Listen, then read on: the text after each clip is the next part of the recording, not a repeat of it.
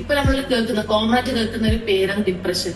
ഇപ്പൊ സാഡ് ആയാലും ശരി അവര് പറയുന്നത് നിനക്ക് ഡിപ്രഷൻ ആണ്. ഇപ്പൊ ആൻസൈറ്റി ആയാലും എന്തുണ്ടെങ്കിലും അവർ നിനക്ക് ഡിപ്രഷൻ ആണ്, ഡിപ്രഷൻ സ്റ്റേജിലാണ്. അതെന്താ ഇപ്പൊ എല്ലാവരും ആ ഒരു ടൈറ്റിലാണ് യൂസ് ചെയ്തത് ഡിപ്രഷൻ വന്നത്. അത് എന്തുകൊണ്ടാണ് അവർ യൂസ് ചെയ്യുന്നത്? അതിപ്പോ ഫാത്തിമ പറഞ്ഞ പോലെ തന്നെ സാഡ്നെസ്സും പിന്നെ ഡിപ്രഷനും ഇപ്പൊ നോക്കുകയാണെങ്കിൽ എൻറ്റയർലി ഡിഫറെന്റ് ആണ്. പക്ഷെ ഡിപ്രഷൻ എന്താണെന്ന് അറിയാത്തതുകൊണ്ടാണ് മിക്ക ആൾക്കാരും ആ ഒരു ടേം യൂസ് ചെയ്യുന്നത്. ശരിക്കും ഇവിടെ സാഡ്നെസ്സും ഡിപ്രഷനും തമ്മിലുള്ള വ്യത്യാസം എന്ന് വെച്ചാല് സാഡ്നെസ് വരുന്നത് എപ്പോഴാണ് പിന്നെ loss of something or somebody, ആ ഒരു ടൈമിലാണ് സാഡ്നെസ് ഉണ്ടാകും. അത് ലാസ്റ്റ് ചെയ്യുന്നത് വിത്തിൻ അവേഴ്സ് ഓർ ഡേയ്സ് ആണ്.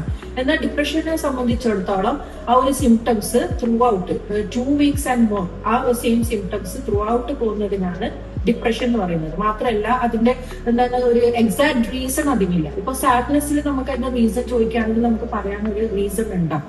പിന്നെ ആരുടെയെങ്കിലും മരണം അല്ലെങ്കിൽ എന്തെങ്കിലും ക്രൈസിസ്, ഫിനാൻഷ്യൽ ക്രൈസിസോ അങ്ങനെ എന്തെങ്കിലും. പക്ഷെ ഇപ്പൊ ഡിപ്രഷന്റെ കേസിൽ വരികയാണെങ്കിൽ നമ്മൾ ഒരു റീസൺ ചോദിക്കുമ്പോൾ പറയാൻ സാധിക്കില്ല.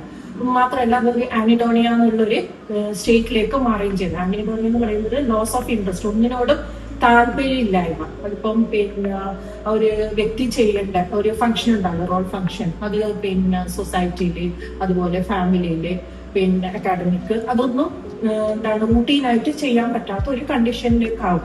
മറിച്ച് പിന്നെ സാഡ്നെസ്സിൽ ഇപ്പൊ നമ്മള് സങ്കടപ്പെട്ടിരിക്കുന്നു, അപ്പം അതേ സമയത്ത് തന്നെ ഒരാളിപ്പോ ഒരു തമാശ പറയുന്നു, ആ സമയത്ത് നമുക്കത് ചിരിക്കാനും പറ്റുന്നുണ്ട്, നമ്മുടെ മൈൻഡിനെ ഡൈവേർട്ട് ആക്കാൻ പറ്റുന്നുണ്ട്. പക്ഷെ ഡിപ്രഷന്റെ കേസസിൽ അങ്ങനെ സാധ്യമല്ല.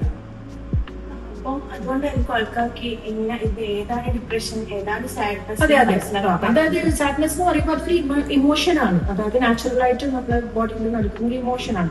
മറിച്ച് പിന്നെ ഡിപ്രഷൻ എന്ന് വെച്ച് കഴിഞ്ഞാൽ ശരിക്കും ഒരു രോഗാവസ്ഥയിലേക്കാണ് എത്തുന്നത്.